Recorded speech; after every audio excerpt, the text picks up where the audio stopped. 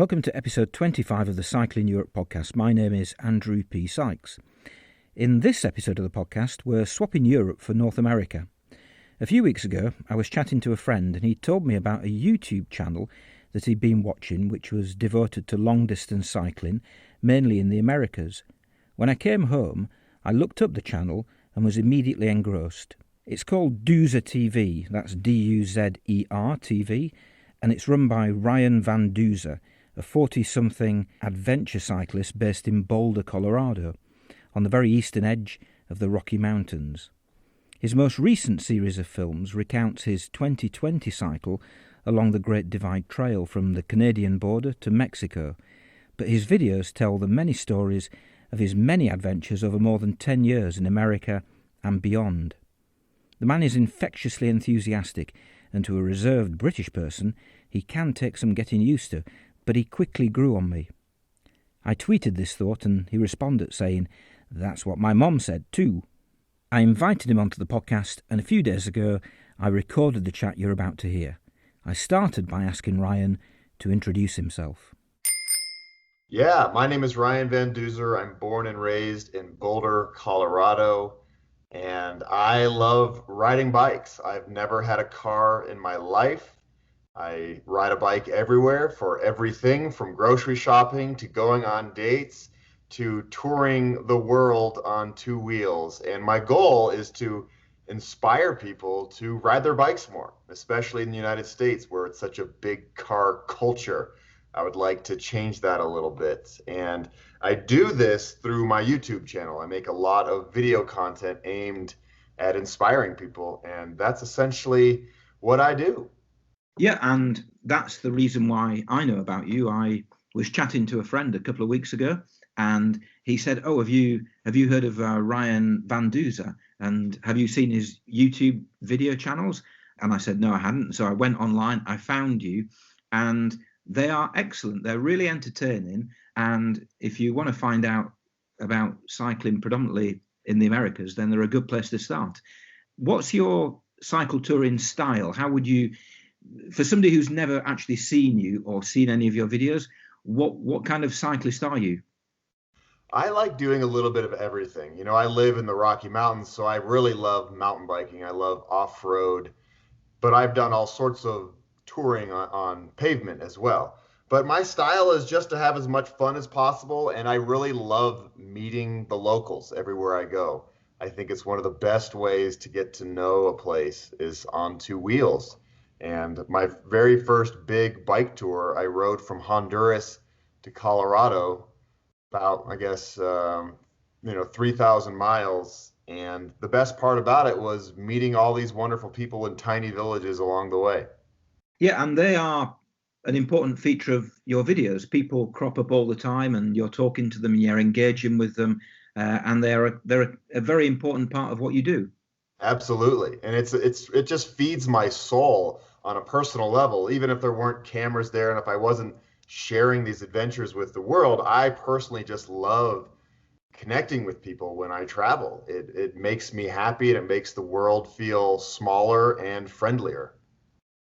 So what motivated you originally to start the YouTube channel and start making the videos? Because I looked the other day, and your oldest video dates back, I think it's about 10 years ago. Yeah, I have some really old stuff. So I got a degree in broadcast journalism, and that essentially teaches you how to be like a local news reporter. And I didn't really want to do that. I wanted to share happy news, inspiring news. And I just started documenting all of my travels. And it wasn't always on a bike, but just any type of travel. And I loved sharing those stories with the world. I mean, I love a lot of, travel programming on TV. And it was always my chance to travel when I wasn't traveling. I could watch, these 30-minute shows and transport myself somewhere. And I really wanted to do that with my own channel.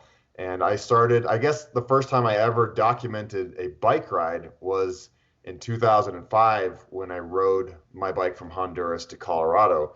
And from that moment on, I've been documenting essentially every bike ride I've ever done.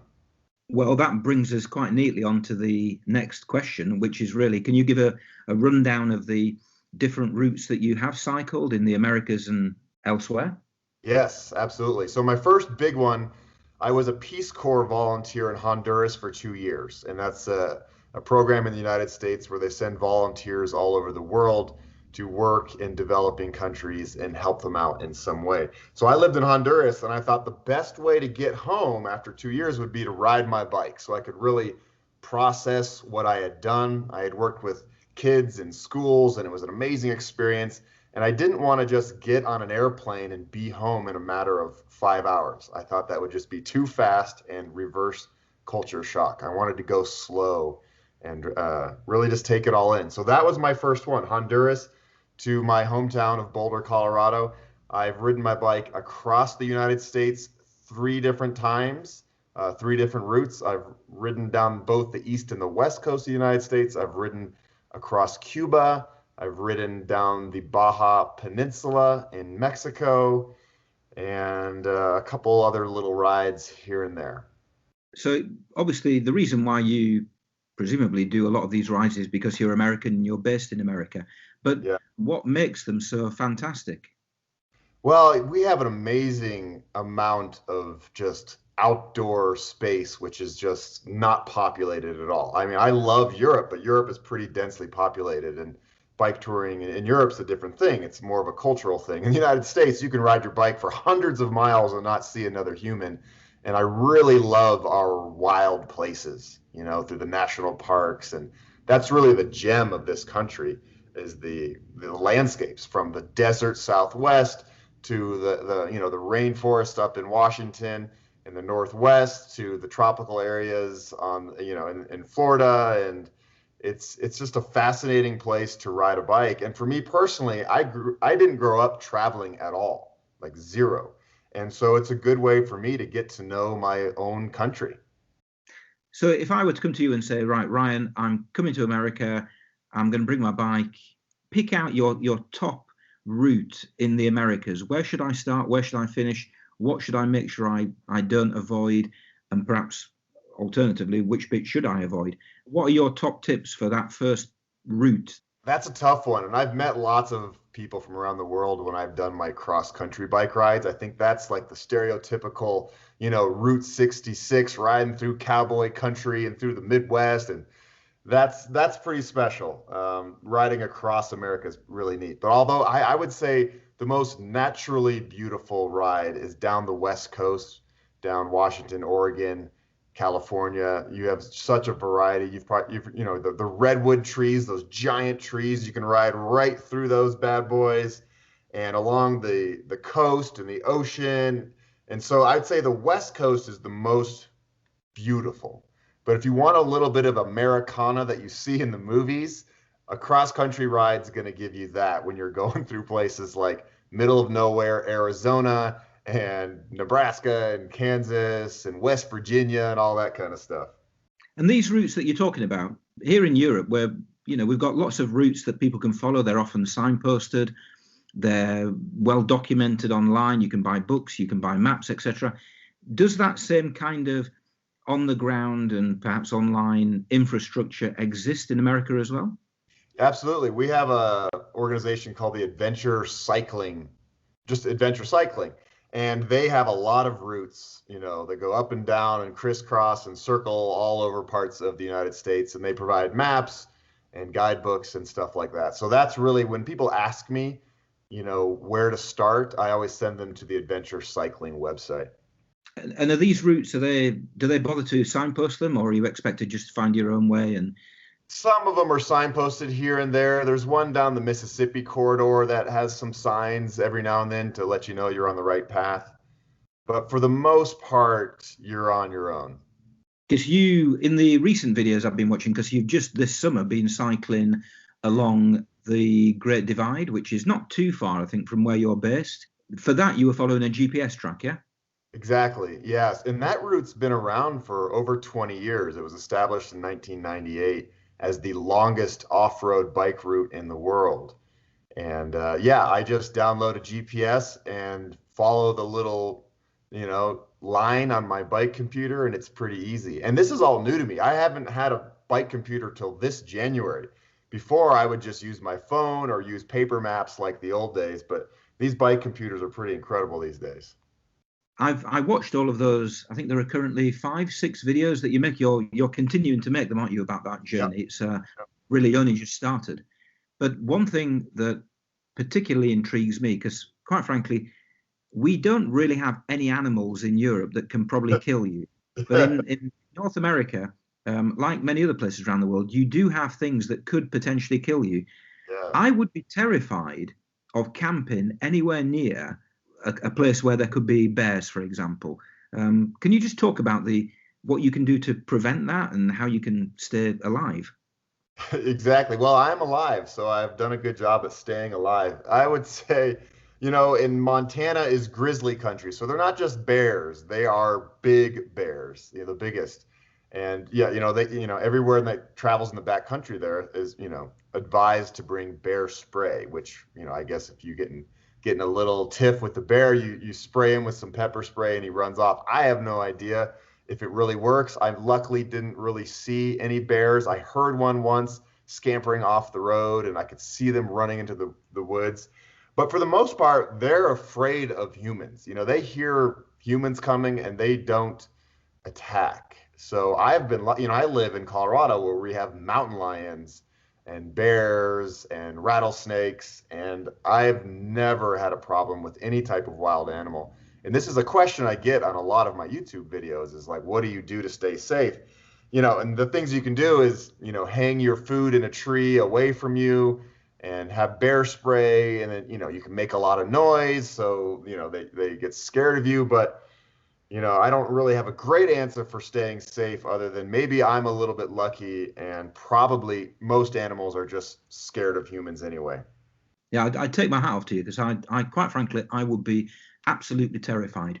I was planning this summer to go to Japan, and Oh, Japan also has an issue with bears. In my mind, I think, well, the Japanese they're nice, placid people. The bears in Japan are probably fairly similar, but I tend to think of America, and I think the fact that you all carry guns, and it can be a tricky place to visit. I would imagine if you go to certain areas, and there's something in me which says that the bears are probably a bit similar. yeah, for sure. The bears here carry guns for sure. I would say, yeah, you're more likely to get hit by a car than you are, to get attacked by a bear. And that's the appeal of something like the Great Divide route is that you're on a lot of back roads without much traffic. Because as we know, humans all over the world are on their cell phones all the time, especially even when they're driving, and distracted driving is becoming a really big danger to cyclists. I think the rules in Europe are a lot more strict than they are here, but I don't trust humans anymore in cars. I think that's probably a really valid point that humans in cars are far more lethal than bears wandering around a forest just looking for something else to eat apart from you. Now, just going back to those videos about the Great Divide. Currently, I think you've got to, is it number 5? And you haven't actually made that much progress in terms of the overall journey. You get to these places where the small settlement that you get to really welcomes, really goes out of its way to cater for touring cyclists. And that is something, is that just in southern Montana or is that quite widespread across America?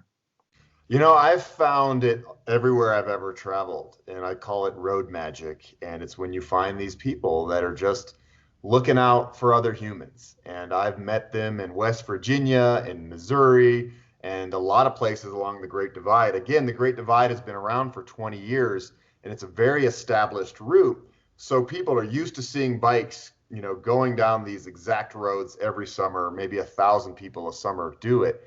On some of my other rides across the country, it's not an established route. A lot of times I'm just taking advice from the locals and just going wherever. And so they're not always used to seeing bikes because it's not like, you know, everybody does it. But I would say, yeah, the hospitality is pretty incredible. And again, that's my favorite part of riding bikes is meeting wonderful people.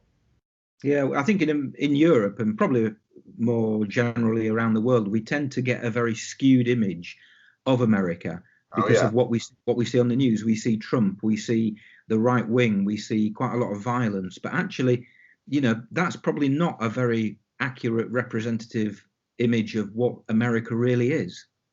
Yeah, and it's really unfortunate. And I mean, the United States right now is just so crazy in so many different ways.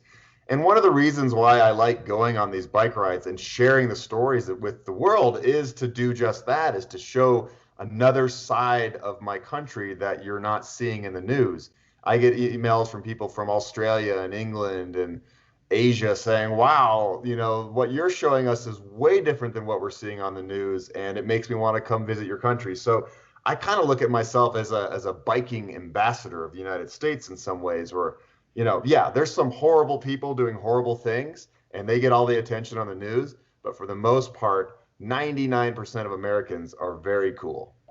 If anybody doubts that, then I would encourage them to go and watch some of your videos, because the people you meet are, very nice, very genuine, very welcoming. Those people who go out of their way to, they create accommodation space, and they don't necessarily look for money for doing it. Yeah. Sometimes they're running a cafe, and it's good for them to get some local money some money into the local economy by passing cyclists. But actually, they're doing it out of the good of their heart, really. Yeah, and small town America, people just look out for one another. Farmers and people that don't always have a lot of money, but they're very generous. And so I've found that in the small towns, you're much more likely to find road magic or an encounter with a really nice person than you would if you're going through a city in the United States. Small town people really look out for one another. Just to touch briefly on perhaps the cycling that you've done outside of America, have you? I know you've been to Europe because you spent was it a year living in Sweden? Yep. What kind of cycling have you done elsewhere? Well, I really had hoped to ride Land's End to John O'Groats this summer, but they wouldn't let us in for good reason. So that was what I was supposed to do. I wasn't planning on doing the Great Divide this summer. I was fully planning on riding the length of Great Britain. So that is one that I really want to do. Yes, I lived in Sweden. I've done some cycling around there, but I really haven't done a ton. I've ridden my bike around Tuscany and Italy a little bit, going to wineries, but it's something that I want to do more of. You talked earlier about the fact that you can cycle for hours and hours and hours in America, and you're still in the middle of a forest, or you're still in the middle of the mountains. And it's true that that's not really something that you can do very often in Europe. I was cycling along the coast of Norway a few years ago, and I expected it to be far more remote than it actually was. But I never went for a day without passing a fully stocked shop to buy food. There were campsites, there were hotels. It never actually felt remote. In fact, I was never out of distance of a 4G signal for my mobile phone. It's actually quite difficult to get to remote areas in Europe. Yeah, for sure. One of my other dream routes is I want to ride the length of Sweden from the very bottom to the very, very top. And I think, north of Stockholm, it would be pretty remote. So I'm looking forward to that. Good luck when you hopefully get to Britain and do the land Yeah. end to John O'Groats. It's I've never done it myself, but it's it's very, very popular, Yeah. and I think it's got some challenges, especially in Cornwall, which is surprisingly hilly, I think. Okay. Yeah. So watch out for that. Just to move on to your films themselves, I carry my mobile phone, my iPhone, and it's capable of taking some pretty good quality footage in terms of the technical quality, 4K video, good sound, etc. But you take it to another level. Can you just explain the logistics of actually making your films?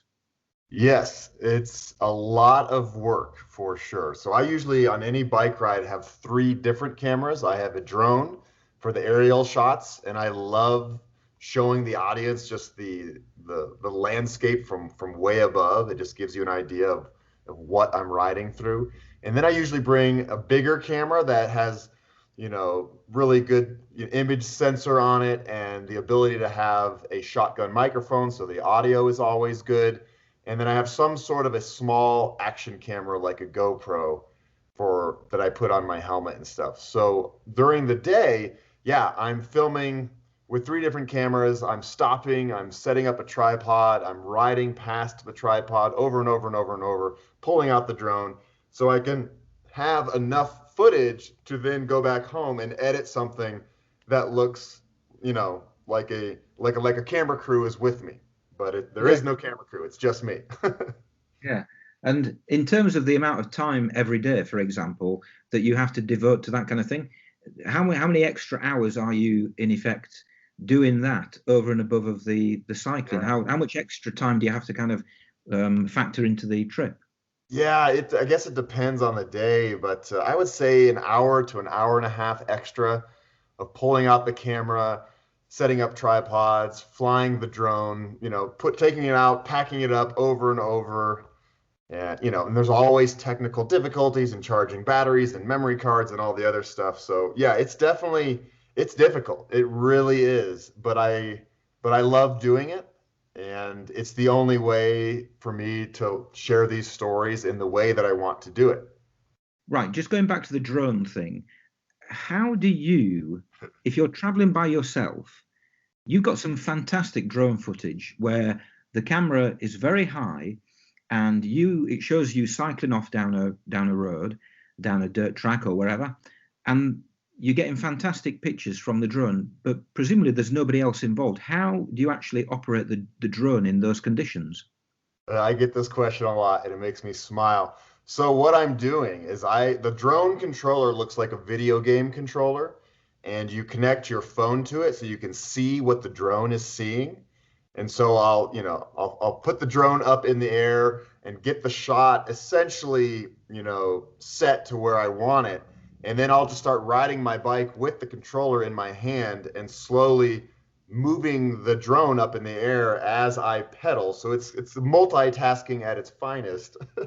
I pedal and drone at the same time, and people always ask if it's dangerous. It's not too dangerous if you're on a road without cars, but I've gotten myself into a couple situations where I've either crashed the drone or crashed myself. Well, tell us about one of those occasions where I was going to ask you, you must have had some minor disasters with the drone.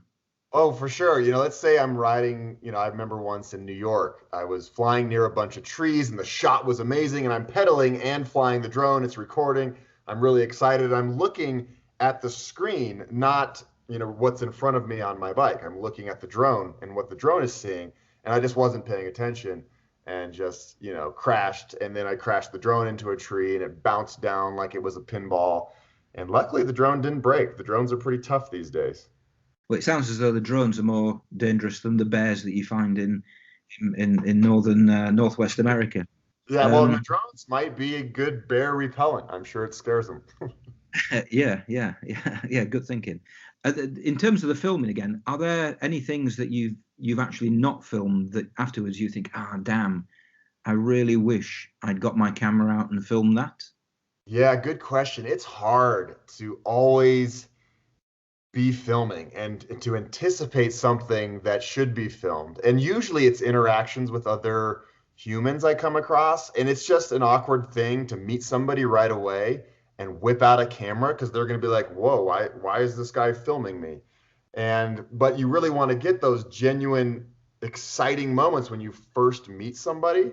And so there's some times where I wish I had a camera crew, where you're like, if I had a documentary crew with me, they'd be getting all these moments that I'm not getting because I'm focused, first of all, on riding my bike. Like that's goal number one. Goal number two is documenting it.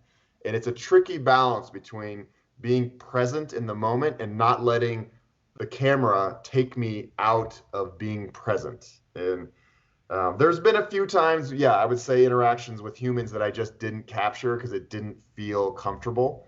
Um, but I have plenty of other interactions that are great, and what the audience, doesn't see, they don't know that I missed it. Only I'm the only one that knows that it was missed.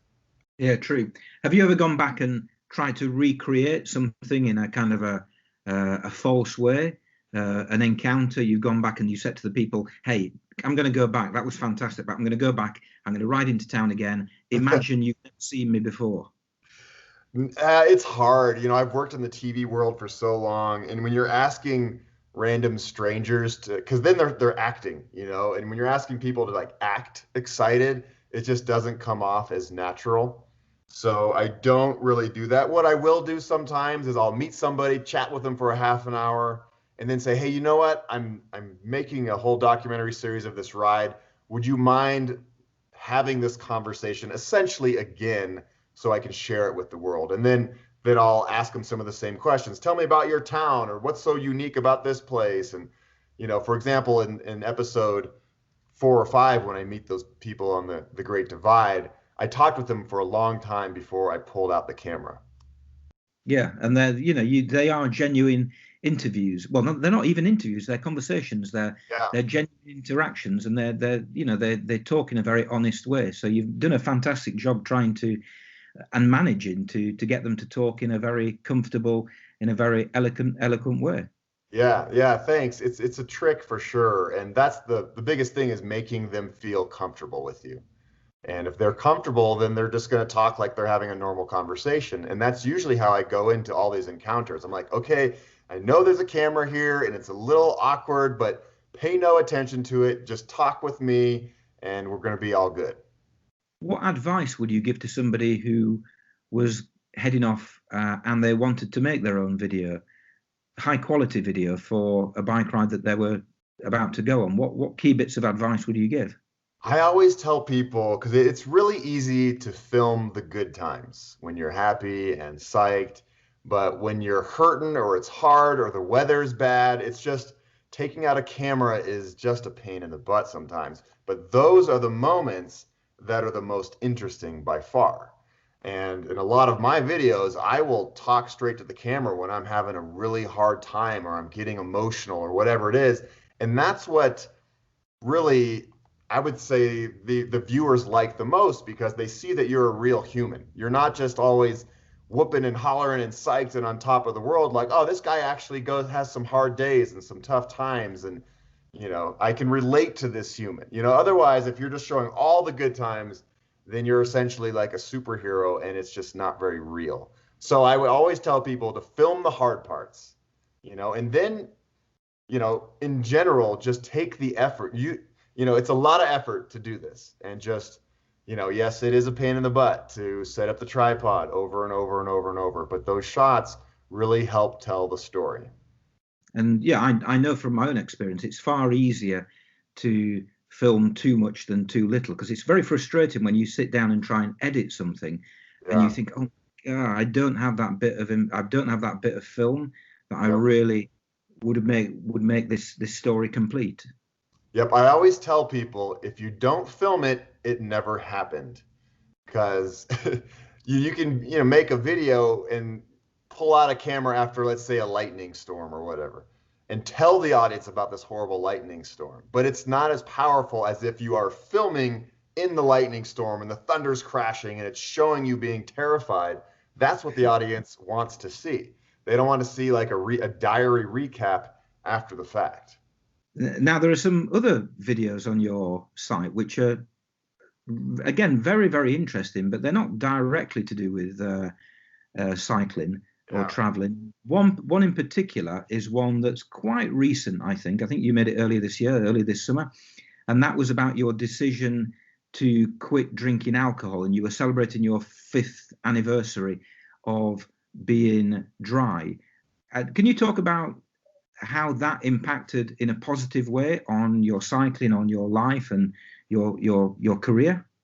Absolutely. I always tell people that quitting alcohol was the best decision I ever made. It's very rare in life where you can make a decision that has only positive results. And that was definitely what happened after I quit drinking. And it's been beneficial in every way. I'm much more present with every conversation now, with every human I meet. I'm not spending lots of money on alcohol. I'm not waking up hungover. I have a lot more time now to focus on other things like editing and creating. It's been something that I didn't know would be as big of a gift as it is. And it really is one of the biggest gifts I've ever given myself. And it sounds kind of silly. And also, I still have just as much fun as before. I used to love drinking and partying and having a good time, but I can still go out and have a good time and interact with humans. And then I go home and I wake up and I remember it all, and it's great. Yeah, I think one of the things I would struggle with if I decided to quit alcohol, in terms of the cycling, it is such a nice thing to get at the end of the day. Perhaps you're cycling in a hot place and you get to your destination, you pitch your tent, and there's a nice little bar. I'm kind of, in my mind, I'm just thinking of somewhere in Provence or somewhere in the south of France, and you think, I'm just going to finish off the day with a nice cold beer. Is that something that you miss?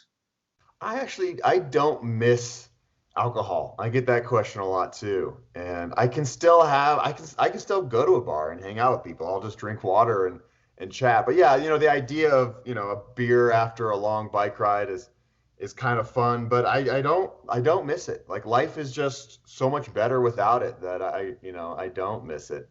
But I do understand why people love it. And most people drink responsibly. They have one or two beers, and that just wasn't who I was. I usually took it overboard more often than not. And so the best way for me to prevent all the nonsense was just completely quit.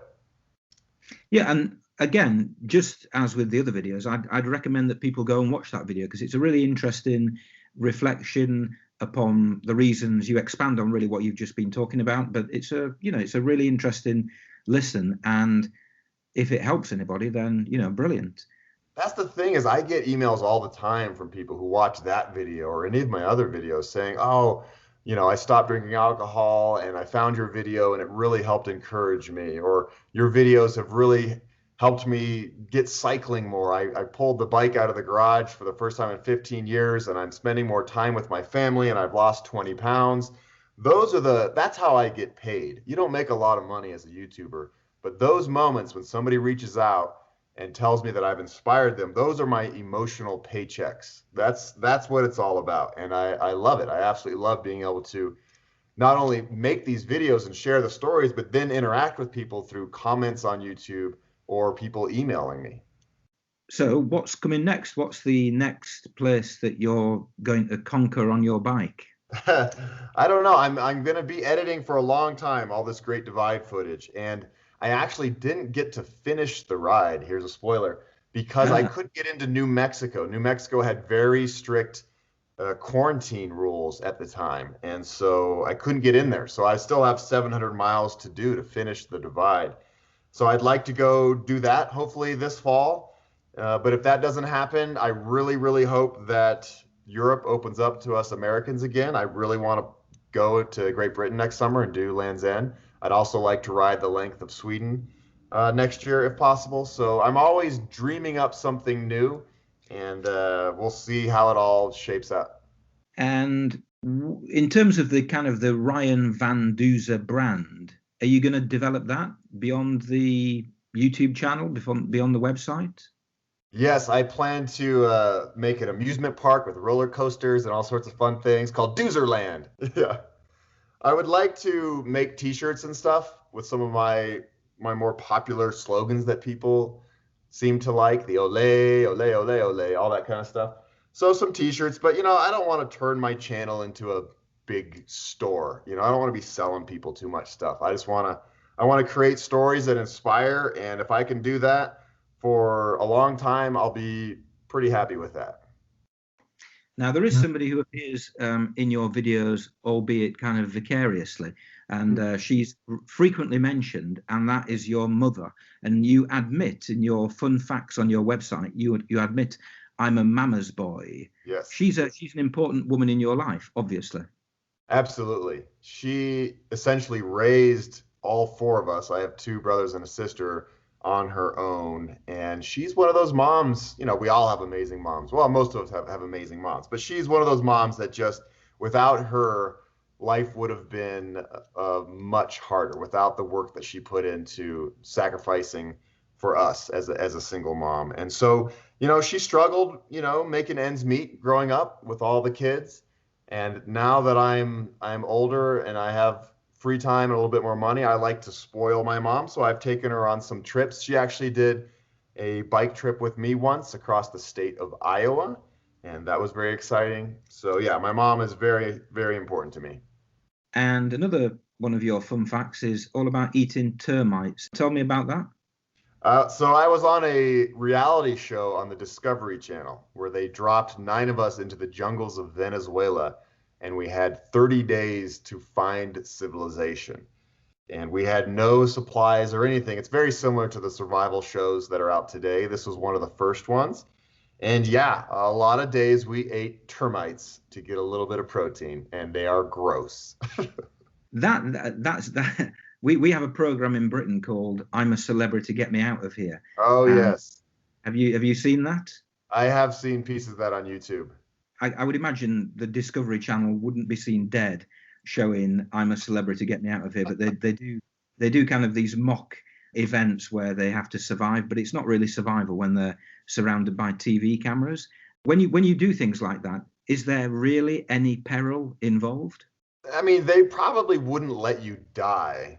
But for example, on our show, I mean, I went 30 days in the jungle where we barely ate any food. Like when I'm talking, we were eating termites. We were eating termites. We were eating grub worms, anything to stay alive. I lost over 35 pounds. It was a very, very difficult experience. By far harder than any bike ride, the hardest bike ride I've ever been on. And starvation really took a toll. And then you're not sleeping at night because we didn't have tents or sleeping bags or anything to make it comfortable. We're getting rained on all night.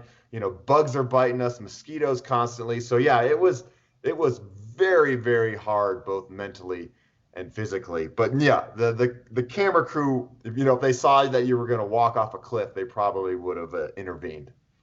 Well, yeah, I was going to say you're being followed by a camera crew. Presumably, what they're living well, they're eating proper food, they're staying in hotels and tents and what have you.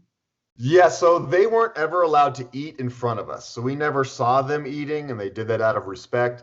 And every night they camped about a mile away from us. And yeah, they were having barbecues. They were eating, they had to do a job. They were carrying giant cameras around the jungle documenting us. So they needed to be well fed. But yeah, no, they never, they didn't make it comfortable for us. That's for sure. Yeah, because one of your other fun facts is that I love burritos. Yeah. There's a long way from eating termites to eating burritos. Oh man, when I was in the jungle, I have never dreamed so much about food. Every night, I was just dreaming about like the grossest food you could ever imagine, just piles of ice cream and cookies and all the good things because my body was starving for every type of nutrition. And when you don't eat for 1, 2, 3, 4, 5, 6, 7, 8, 30 days, you really, really start breaking down both mentally and physically. It got to the point where walking for 10 feet was difficult. Like you feel out of breath, you feel lightheaded, you almost feel like you're drunk in a way because things are spinning and nothing makes sense. Tying a knot is difficult. It was really a bizarre feeling, starvation. Yeah, in fact, that reminds me that in these recent videos about cycling the Great Divide, you meet and you spend a bit of time with a Canadian chap, and he's Yeah. really good when it comes to cooking, and he brings his stove, and you make the comment at some point about actually you're not the greatest of cooks, and you don't bring your own stuff, you don't cook stuff, you kind of looks like you more perhaps buy stuff from the shops when you pass them and eat them as you go along. Is that a fair representation? Yeah, for sure. I've never actually bike toured with a stove. I don't drink coffee, and I'll buy cans of beans and tortillas and make burritos. And you don't have to heat them up; they taste fine cold. And yeah, I eat a lot of things that don't need to be cooked. So, nuts and beans and tortillas and cheese and when I can, fruits, and then lots of energy bars and stuff like that. The final question. I work with kids. I'm a teacher. I meet kids in schools and I talk to them, and they have aspirations, whether it to become a sports person or a film star, which are, they're very laudable things. But in the back of your mind, you're thinking, actually, realistically, you're probably going to end up working in an office. If one of those children were to come to you and say, I want to become something like Ryan Van Duzer, I want a career where adventure is my life and adventure is my job, would you encourage them to do it? And what advice would you give to them? This is a great question, and I love it. I do go to schools a lot and do presentations about this to young people in my town and beyond. And I would tell them and I get emails from young people like, "Oh man, I want to do what you're doing when I grow up." And I say, "Yeah, go for it." I grew up in a household we didn't have a lot of money. I wasn't born with a silver spoon in my mouth. I didn't have all the connections. Everything that I've gotten in life, I've really hustled for. And I think most people on the planet can follow their dreams to a point where they can make them come true. There's obviously some circumstances where you're just stuck in adverse poverty forever, but I would tell people to stick with it. And for me, the thing I always tell these groups of students is that you just have to be relentless.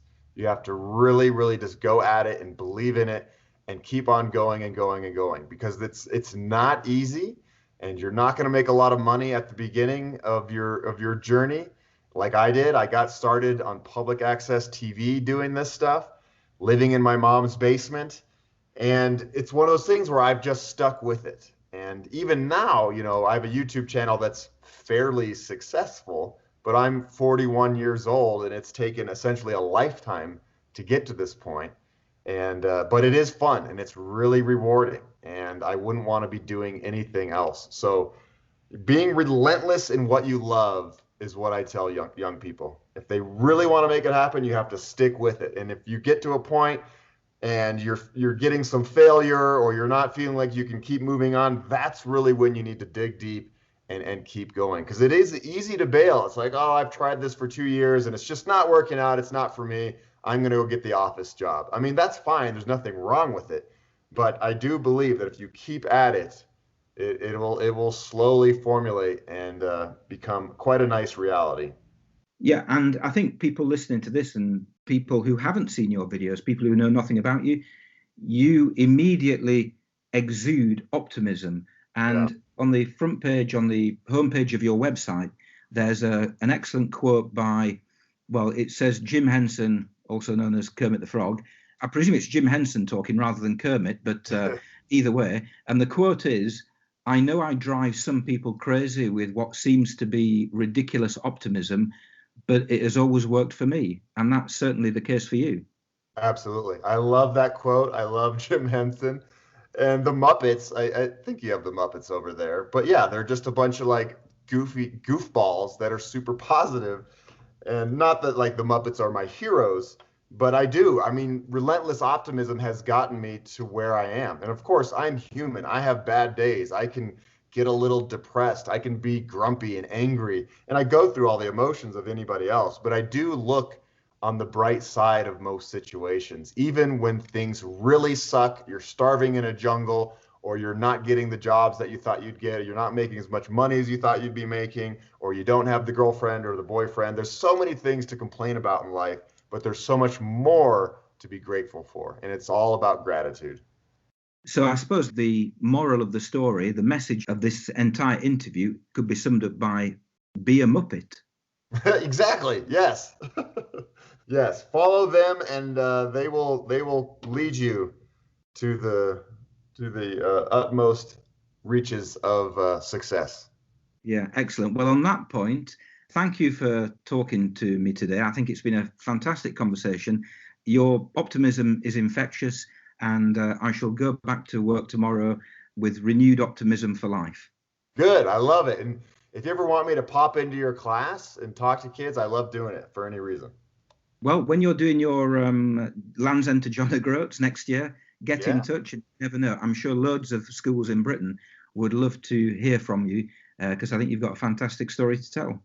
Good. Thank you very much. This was really, really fun, and I appreciate being part of this.